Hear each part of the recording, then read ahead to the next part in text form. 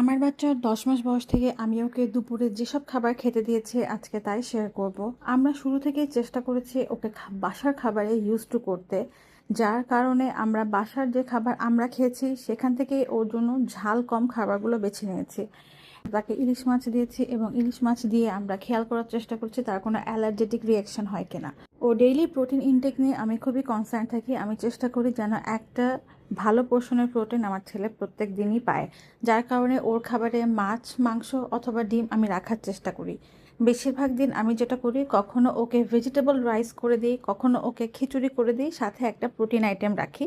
যেমন ওকে কখনো মাছ ভাজা দিই। এখানে যেটা দেখতে পাচ্ছেন এটা হচ্ছে ওর টমেটো রাইস ছিল, ক্যারট দিয়ে টমেটো দিয়ে একটা রাইস, আর সাথে এক পিস মাছ ওকে আমি দিয়েছি। সেদিন ওকে করে দিয়েছিলাম কিমা রাইস। সো যেহেতু এখানে অলরেডি কিমা আছে, সো ওর এখানে অলরেডি প্রোটিন আছে। আর যেদিন আমি ওকে খিচুড়ি দিই সেদিন হয়তো কোনো দিন একটু কম পোর্শনে মাছ বা মাংস দিই। ওর জন্য আলাদা করেও মাঝে মাঝে মাছ রান্না করি, একদম ঝাল কম দিয়ে।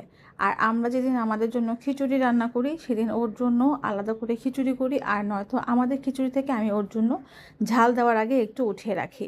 এবং চেষ্টা করেছি তাকে সব রকম মাছের সাথে ইন্ট্রোডিউস করার। যেমন তাকে ইলিশ মাছ দিয়েছি, তেলাপিয়া মাছ, রুই মাছ, পাঙ্গাস মাছ, বেলে মাছ, ট্যাংরা মাছ, পাবদা মাছ, সব রকম মাছের সাথে আমি তাকে ইন্ট্রোডিউস করেছি। আর গত পরশুদিন তাকে আমি পুঁই শাক দিয়ে ভাত দিয়ে খেতে দিয়েছিলাম এবং এর আগে তাকে আমি দিয়েছিলাম লাল শাক। এখন পর্যন্ত যেহেতু ওকে আমি খাইয়ে দিচ্ছি, বাট আমি তাকে খাওয়ানোর সময় সবসময় বলি আজকে আমরা কি দিয়ে খাচ্ছি এবং কেমন দিয়ে লাগছে খেতে। এই রকম কনভারসেশন আমি তাকে সাথে করে থাকি। আর মাঝখানে আমরা একদিন নুডলস খেয়েছিলাম, তো সেদিন তাকেও আমি এই পোর্শনের নুডলস দিয়েছিলাম এবং নুডলসটা একটু নরম করে দেওয়াতে সে বেশ মজা করে খেয়েছিল। এর আগেও একদিন তাকে আমি ভেজিটেবল রাইসের সাথে চিকেন দিয়েছি। তো আমি এইভাবে করে আমার ছেলেকে এখন পর্যন্ত খাবার দিচ্ছি।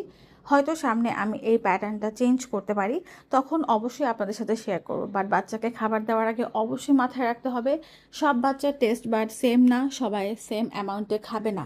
সো সেই ধৈর্য রেখে এবং বাচ্চার টেস্ট বাটের সাথে মিলিয়ে তাকে খাবার দেওয়াটা ভালো। আমার বাচ্চার জন্য দোয়া করবেন, সবার বাচ্চা যেন সুস্থ থাকে এই কামনাই করি। Thanks for watching. আল্লাহ হাফেজ।